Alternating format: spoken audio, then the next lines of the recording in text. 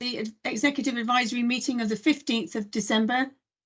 I'd like to, this meeting is being held via Teams, and we'll consider the report on the agenda and make the recommendation to support the Deputy Leader of Council to take the final decision in line with the powers vested to the leader in the Constitution. Over to Democratic Services now. Thank you very much, Deputy Leader, and members, welcome to the Executive Advisory meeting on the 15th of December. The meeting is being recorded and a copy of the recording will be made available on the Council's YouTube channel within the next 2 working days. If there are any technical difficulties, we will adjourn the meeting. Just to say that the recommendation that you make today as an advisory committee, as an advisory meeting, will then be forwarded to the Leader of Council, who has the ultimate decision-making powers to take the decisions following on from your recommendation. So we'll do that outside of the meeting. So it'll be over to you members today to deliberate and then come to your recommendations in that way. So I'll hand back to the Deputy Leader just to check who's here and everybody can see and hear what's going on. Thank you. Thank you very much, Andrew. Thank you. I'm going to ask each executive member and our officers just to introduce yourselves, and can you please confirm that you can see and hear everything? So obviously I'm Jill Slocum, I'm the Deputy Leader, I'm the portfolio holder for Inward Investment and Growth. I'm going to try to do it as via I see you, is that okay? So Councillor Mark Healy. Good morning, everybody. Mark Healy, portfolio holder for Commercial Asset Management. Good morning. I can clearly see and hear everything. Thank you. Thank you. Councillor Andrew Gilling. Good morning, everybody. Councillor Andrew Gilling here, portfolio holder for housing, and I can hear and see everybody. Thank you. Councillor Janet Keane. Good morning, everyone. Councillor Janet Keane, portfolio holder for Climate Change, Communities and Wellbeing. I can see and hear everybody clearly. Thank you. Thank you, Councillor Keane. Councillor Lance Duddridge. Apologies from Lance this morning. Oh, apologies. It's difficult to know it's difficult at the moment. I can't see who's here, so just make sure I get all the executive members. Councillor Caswell. Councillor Caswell. Sorry, Councillor Caswell. Yes, good morning, everybody. Mike Caswell, portfolio holder for infrastructure and transport. I can clearly hear and see everything. Thank you. Thank you very much. Thank you. I think I've got everyone. Okay, so we start the meeting as using the agenda. So apologies for absence is the first apology I will give to the Leader of Council, Duncan McGinty, and obviously Lance Duddridge. Do we have any others? Andrew? There are no other apologies. Thank you. Apologies, Andrew. Is this your bit? I do apologise. That's fine. You've done them, so that's fine. Not a problem at all. All right. Item 2 is declarations of interest. Do we have any? Okay. Item 3 is urgent business. There is no urgent business this morning. Thank you. Item 4 is public speaking. We have no members of the public registered to speak at the meeting today. Okay. And obviously at the end of this, there will be a recommendation made to the Deputy Leader of Council. So item 5 is the medium-term financial plan. And as you see the report before you, I just would like to say, as usual, we present a balanced budget through managed use of balances with no cuts to services. In fact, we have met the challenges, expanded services, and clearly a flagship for other councils of Somerset. We're in a good financial position. And I personally, along with the leader, would like to thank Alison, Turner and the whole team of finance. You've done a brilliant job today. As you will see, there are recommendations there, but we'll first hand over. I think without further ado, I'll hand over straight over to Alison Turner. Thank you, Alison. Thank you, Deputy Leader, and good morning, everybody. We've put together a very short presentation just to draw out the main issues really, or main information from the medium-term financial plan. So if I could just ask, I think Tanya's going to put the presentation up for me on screen.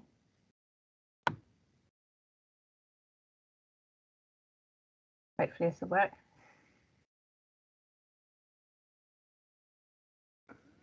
Yeah, so can everybody see that? Yes, thank you.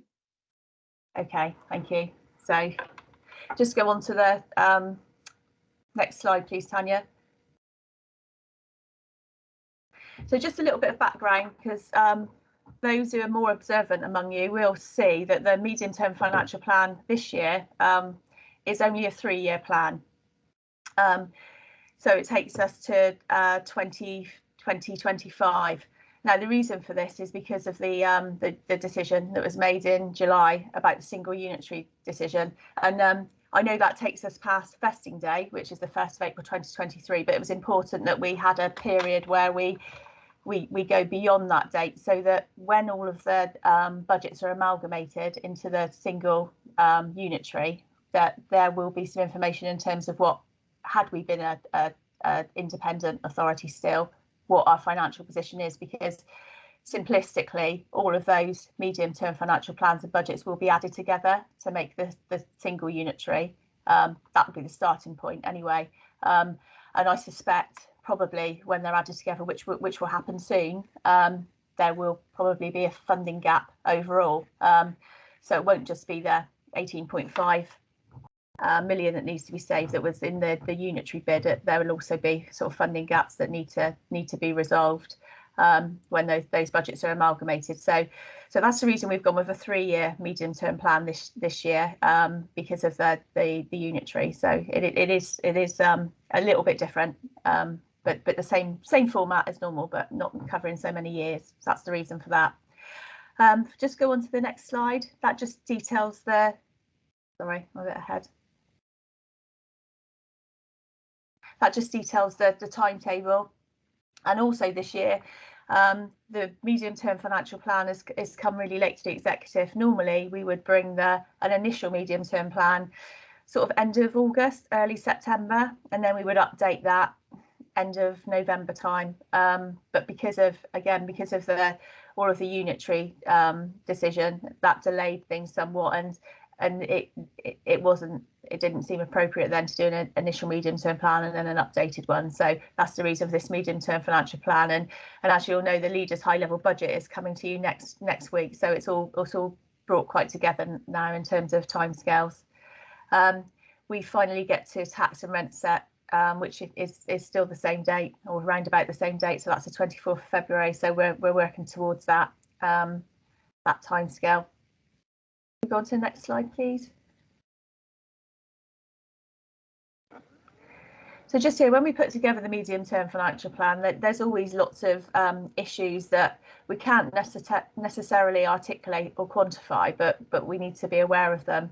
I mean, the first one at the top of the list, already mentioned it, is the single unitary. As you will see in the detail of the medium-term financial plan, there is a budget request for Sedgemoor's percentage of the implementation costs for the unitary, detailed there. So the total implementation costs that were in the unitary bid were 16.5 million. Of that, county are funding 80%, the districts are funding 20% between them, and that's based on population. So Sedgemoor's element of that is just over sort of 700,000, which is detailed in the medium-term plan.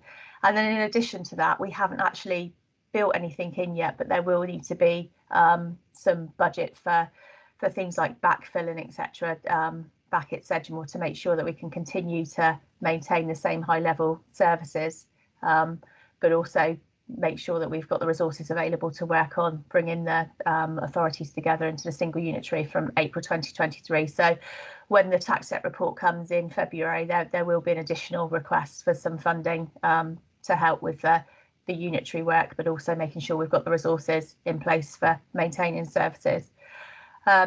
We've still got potential impact of COVID, and I mean, actually, with what's going on at the moment, that it could be that if we do have any further lockdown, that business grants will come out again and need to be administered. So there is still the longer term impact of COVID, and that does have an impact on the economy, which then has a knock-on impact to our finances. The future of local government funding, that's been put off. So we're waiting for the settlement figures to come out, which we're told should be Thursday this week. But again, we'll probably only get a 1-year settlement, so it doesn't give you enough information to sort of do any future funding projections, not with much certainty. We've got impacts of Brexit, which are still happening and will continue. Drainage board levies, we've built in 2% increase at the moment, but that, you know, they could come in higher. Haven't heard much information from them actually recently. Climate change, a huge issue. We have got funding in place for that within our budgets, but you know, there could be more funding required for that. And we've got the apprenticeship scheme that we're committed to continuing into the new authority. Okay, next slide, please.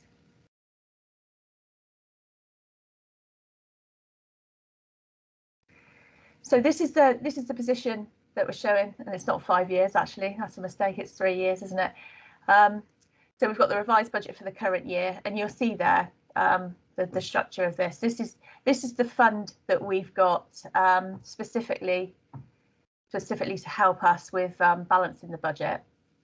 But we've got here the total expenditure, total external funding that we're estimating, and what the closing balance is. So you'll see there that we are using balances to fund our budget, but we do that in the knowledge that we've got a managed use of balances fund to help us get through that. Our whole strategy is about having plans in place to deliver a 5-year budget. So we've got balances to help us deliver projects such as the customer access programme and other longer term projects that we've been working on. So we can smooth out the savings required. But the position at the end of 24-25 there is that we've got 535,000 that we need to find to ensure that we're balanced. Go to the next slide, please. So this is our managed use of balances reserve here. And you'll see there that we've got, so if you look at line 4, we've got the customer access programme that we've had in place now for a couple of years. And we put a significant investment into that, but the intention was that we would deliver savings from that customer access programme. Now, because of all of the change, well, there was the impact from COVID, but also because of the local government reorganisation, that work stream has scaled back quite considerably, but there are still some savings there that should be delivered from the work that's going on still. And the reduced expenditure from waste, that's the reduction when we all go over to recycle more. So that should start from 1st of April 2023, which we knew would come online. Again, that has been delayed a little bit because of COVID, but we should expect to see the savings in the next couple of years. So you'll see there we've got balances used from the fund, and that brings us to no balance to be funded, so effectively a balanced budget up until the end of 24-25. Okay, next slide, please.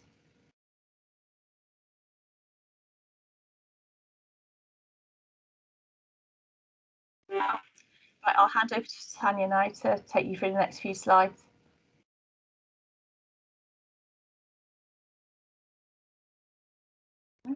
So as how we've this year we've shown you the outcome of the medium term plan before we've talked about all our assumptions that went into it. So I'm going to be talking about all of the assumptions we used to actually come up with the figures in the MTFP.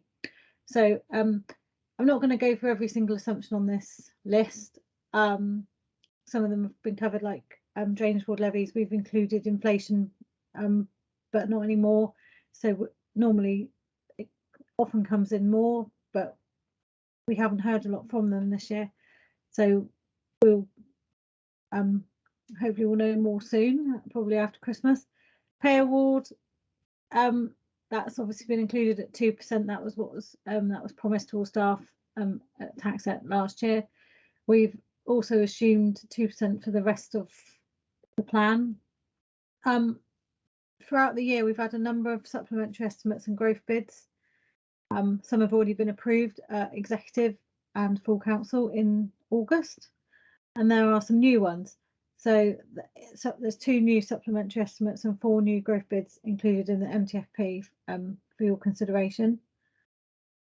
We've made assumptions around funding. which I can go into a bit more detail further on. And so obviously there's all of our budgets have to be funded, and they're funded through council tax and government funding. So obviously in the next few slides I'll talk about those. So I'll go on to the next slide if it'll go right there.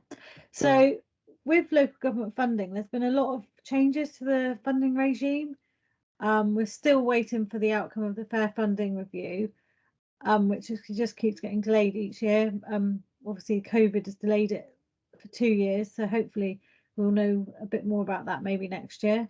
New homes bonus, there's been talk about reforming that for a number of years, and there has been reforms, for example, not having the legacy payments and having a baseline of growth, so that anything above that you only get paid for anything above a certain level of growth, and that baseline is 0.4%, which is about 200 homes. So anything after the first 200 homes we get a new homes bonus for.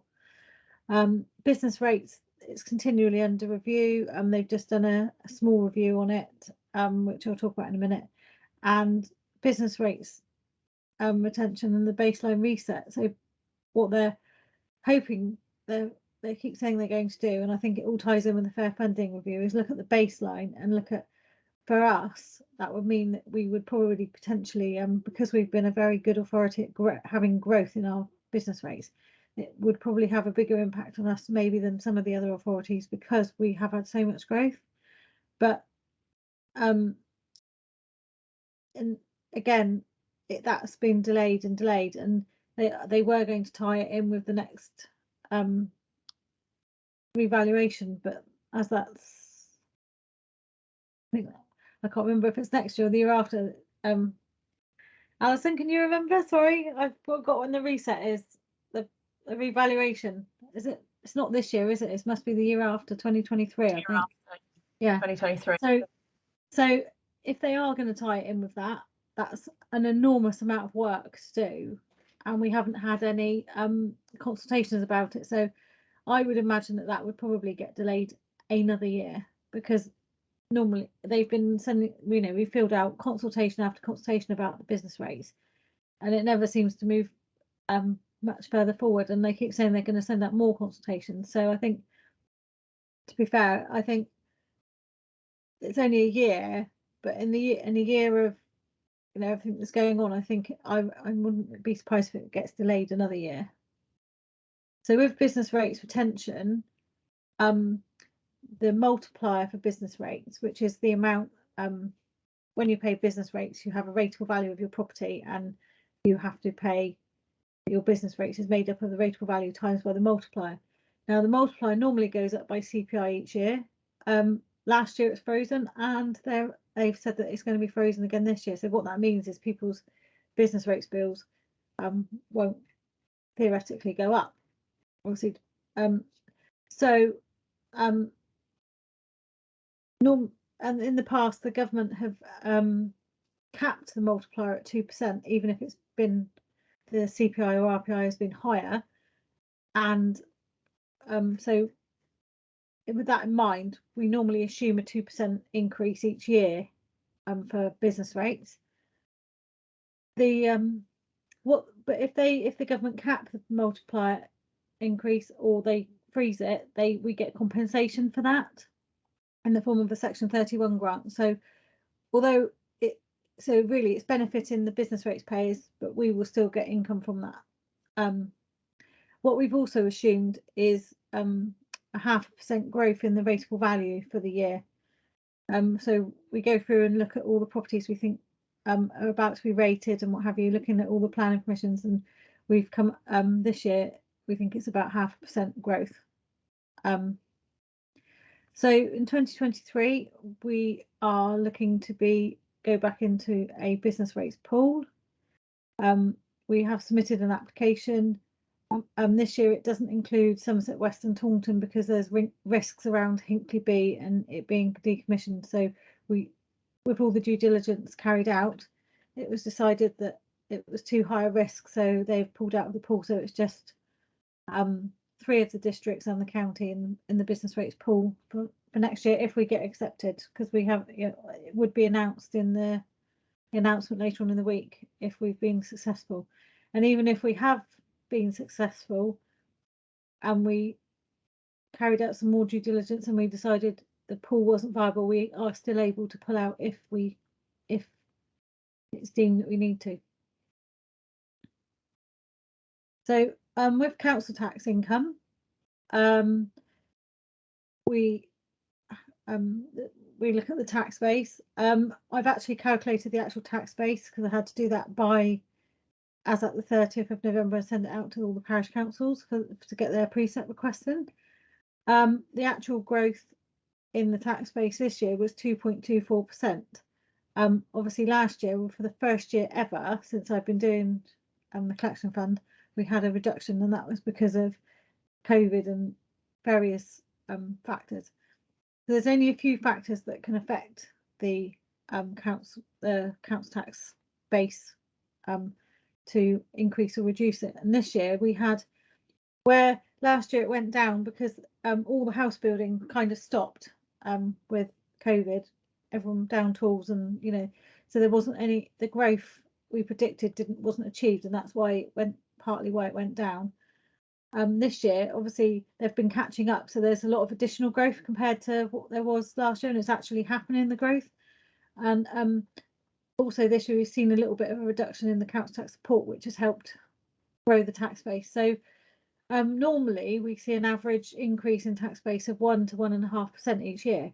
So for the MTFP, I've included a 1% increase each year, which is what I've done for a long time, and so it is normally around about that. So that's a good proxy for planning. With the tax rise, we've assumed a £5 increase per year. Obviously we'll find out more when the settlement comes out and the referendum limits, but with the budget in November, it was sort of implied that that's probably what will happen, so that's what we've gone with that. And also, even just a little bit of a fact really, that, you know, Sedgemoor, you know, we are one of the lowest council tax you know, band D amounts in the country. We're still in the lowest, just about in the lowest quartile of business rates. So what you may or may not have noticed is the number of district councils keep going down each year, I suppose, with more and more unitaries happening and more local government reorganisation, because I think that was over 200 a few years ago. So yeah, but even still, even with the number of districts reducing, we're still in the lowest quartile, which is really good. So this is just to sort of illustrate our funding, you know, just how I think obviously council tax continues to grow as our form of funding. It wasn't, I can't remember, I think I did an exercise quite a long time ago, and the you know, council tax share just keeps going up and up and up all the time. Baseline funding is what we're allowed to keep from business rates, so that's and the revenue support grant, and the business rates retention is the bit mainly to do with pooling and what we can keep extra from what we're you know, what we wouldn't have paid to government in levy, we've managed to keep him in a pool dividend, so that's really good. So that's, you know, that does help bolster the funding. So after all of that, we have a number of recommendations that we would recommend to council. So I'm not going to read them all out. Obviously it includes the supplementary estimates and growth bids that I mentioned earlier. Also the scale, there's some 2 lots of scales of charges that need approving, and as Alison mentioned earlier, the share of the local government reorganisation budget. And if there's any questions, please ask. Thank you very much, Tanya. Thank you. Can you, would it be right not to can you stop the presentation now? Would that be all Yes, right? Just so I yeah. can see members when they put their hands up. It's so difficult otherwise, you know. But I got to work out how to do this. Hopefully that will do it. Is that gone? No. No, Is that gone? no. No. That's better. That's super. Thank you very much. Okay, I'm going to go now to council to ask. I'll ask executive members first. Councillor Keane. Thank you. Before it's possible to accept the recommendations, there are certain silences within this plan. Excuse me. Over the last several years, this council has given out commercial loans. We know that the national picture for businesses in different sorts has been variable, but tending more to be on the bleak side. Realistically, with all the millions of pounds that we've got out in different commercial loans, what are the possibilities or the chances of some of those loans having been written off because of the downgrade in the circumstances of the borrowers? For instance, in point 15.7 of the plan, there's a very large figure of interest that we receive, which would indicate a huge figure in total of loans outstanding. Now, I have asked, but it will come under confidential cover because it gives the names of the borrowers. But I think as stewards of the public assets, we need to know this. Thank you. Thank you, Councillor Keane. Alison, could you answer that, please? I can answer it in part. So when we give out, in the past, when we've given out loans on a commercial basis, we've carried out the due diligence. Those reports have come to members to make decisions, and they've been awarded on that basis. And we make sure that the invoices go out and the loans are monitored. There are a few loans where we've been asked for different arrangements because of circumstances. Some of it due to the impact over the last couple of years, well, not a couple of years. It seems like that, doesn't it, with COVID? But we're managing that with the people that the organisations that we've got the loans with. So, I mean, I can't go into too much detail because obviously some of that information is confidential. But I guess what I'm saying is that when we gave the loans out, it was based on our strategy to bring in additional income through the interest above what interest we were paying. So it's a strategy to balance our budget. We haven't got a huge amount of loans out, although in terms of the money it may look like we have, but we haven't got a huge amount of loans in terms of numbers. So we're managing that situation, but we are in conversations with people, and there are some issues which may need to come back to members in the short term, but it won't have a significant impact on whether we've got a balanced budget or not going forward. Thank you, Alison. Thank you very much. That's very well. Thank you. Councillor Healy, please. Thank you. May I follow on from that, please? Oh, I apologise. Sorry, Janet, your hand went down. I didn't realise. Sorry. Yes, excuse me. That's in the short term. Thank you for your response. But on vesting day, what will be the procedures then? Will there be an additional, even more in-depth audit of our financial activities before that vesting is complete? No, my understanding is we'll get to vesting day. I mean, this is simplistically. We'll get to vesting day. All of the budgets will have been added together, so there will be a new budget for the new council, Somerset Council. All of the loans or any capital projects we've committed to, etc. All of that is already in the council budget, whether it be Sedgemoor, Multiplier, whatever, would transfer over to the new council. We continue to be audited annually, and we'll continue to be audited until we don't exist anymore, and then that will go over to the new council being audited. So there won't be any additional checks to that because we're already being scrutinised annually, well, significantly anyway, in terms of what decisions we've made financially as part of our year-end accounts, as part of our internal audit. So there wouldn't be any additional checks. Thank you. Thank you. And I know for a fact that we will bring anything that we've got outstanding, anything we're still looking at, we'll come back to the executive anyway. So there will be a clear understanding and transparency at all times. Including write-offs. We will talk about that, Councillor Keane, of course. Councillor Mark Healy. Yeah, thank you for that. Totally different subject, of course. Unless I've missed it, and if I have, I apologise to everybody.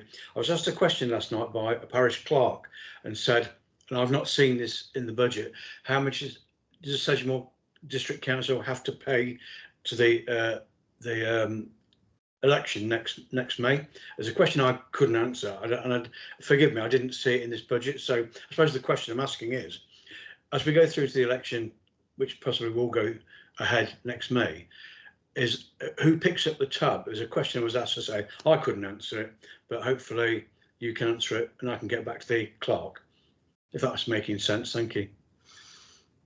Alison, could you? My understanding, I don't know it in detail yet, and we haven't put any figures together, but my understanding is that it will be, I think that the council, the election budget will be funded by the, I guess, Somerset County Council for next year. Yes. Sorry, Alison. No, so there's no provision been made for any form, just in case, you know, something goes awry and Sedgemoor have to contribute it like the other districts do. It's not a catch question, far from it, because I don't know the answer either. No, I mean, there is some work going on in terms of the election costs. I don't know, Melanie may be able to come in and answer some of this. There is some work going on, but my understanding is that the cost of the election would be a county cost, whether there's any knock-on impact on the districts. I mean, we do have a budget for election costs, but not a huge budget. Thank you. Thank you. Melanie, could you, I apologise, can I go to Mel and then I'll come back to you, Mr. Bamsey, is that okay? Thank you. Melanie. I think I know the answer, but I want to double check it with Mrs. Potter. So I think the easiest thing is if I can let you have a written response, Councillor Healy, after this meeting, if that's all right. Thank you very much for that. Thank you. Thank you very much. Thank you. If you could put your hand down, Councillor Healy, that'd be great. Could I have Mr. Bamsey, please? So Deputy Chief Executive. Thank you. I was going to add to the answer that Alison's already given to Janet, so Councillor Keane. So I'm done. Thank you. Oh, thank you very much. Councillor Gilling, who's got his hand slightly, I think, do you want to speak? I do indeed, thank you. My concerns are with the assets that we currently hold within the district councils, and I'm talking housing assets specifically in this instance, but we have others obviously. Bearing in mind that different authorities have different stock holding or circumstances. Ours is at Homes in Sedgemoor and an arm's length organisation. Others are slightly different. Some have taken their stock in-house. And I'm concerned about those people that may wish in the not too distant future to claim their right to buy and how they will be affected by changes within the asset ownership and the asset management. I don't know if there's anybody there that's got an answer to that. Could I go to Mr. Bamsey, please? Thank you, Deputy. I'm thinking that these are all important points in terms of local government reorganisation and what will flow. I think that's a debate for another day, effectively, because I think today we are considering the medium-term financial plan and the recommendations to go with it. The importance of that is that we set a balanced budget and for the next effectively for 3 years, which goes into local government review. But all the things you're raising, Councillor Keane, Councillor Gilling, are all good questions, some of which we know the answer to, some of which will come from local government review work. So I suggest that we note that and realise that's the sort of thing we need to give you confidence on and reassurance. But I think today it's about setting the medium-term financial plan and agreeing a balance. If that's okay, thank you. Yes, no, I'm happy with that. Thank you, Deputy Chief Executive. I was just going to say the same thing. Members, I cannot see any other anybody hands up to speak. I've gone into the chat box, there's nothing there. So members, you see, one thing I would like to say, lowest council tax and yet no reduced services, which is a pretty remarkable feat, I think, and we should all be really, really pleased. We really should be. This is a very, very well balanced budget here. So could I say we have 10 recommendations, which I would like to put forward. and for recommendation, please. Do I have a seconder, please? Yeah, I'll second that. Thank you very much. Could you indicate, I think I need to go to Mr. I'm so sorry, Mr. Melhuish. I need to go to you first. Sorry, apologies. That's okay, Deputy Leader, that's fine. Thank you very much. That looks to be a unanimous recommendation. So this will be a recommendation now that will go through to the Leader of Council. And after this meeting, I will send the details of the 10 recommendations through to him for him to make that final decision with his recommendations based on your considerations of them.